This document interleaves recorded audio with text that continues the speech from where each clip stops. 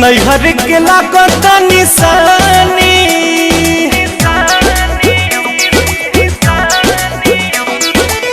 नैहर के लागत निशानी ससुर में खिलौता तोहरा लइका के मुहबा हमरे से मिलता तोहरा लइका के मुहबा हमरे से मिलता।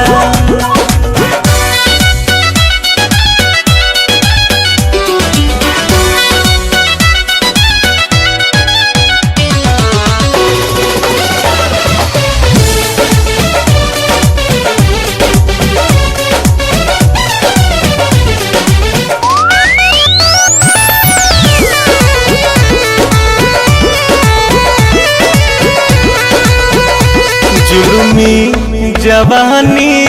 गजब दिलस झाका झोर हो हमार सुनर साली जल्दी हो गइलू लड़कोर हो हाय जुलमी जवानी गजब दिलस झाका झोर हो हमार सुनर साली जल्दी हो गइलू लड़कोर हो ताला के ऊपर दू ताला ताला के ऊपर दू ताला कैसे गिलता तोहरा लइका के मुहबा हमरे से मिलता तोहरा लइका के मुहबा हमरे से मिलता।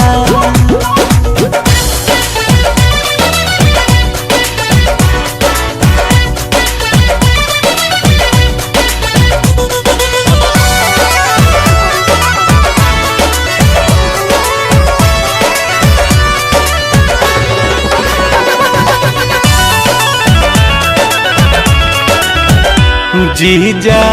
के गाँवे रहत रहू खूब खुश हो भरी गाँव के लइका खाला रहन लेके जूस हो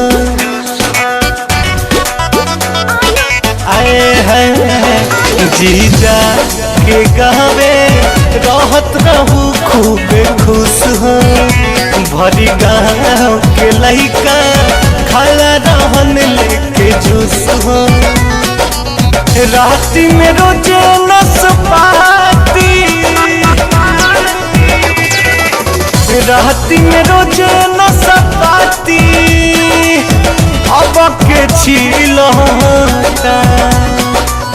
तोहरा लइका के मुहबा हमरे से मिलता तोहरा लइका के मुहबा हमरे से मिलता।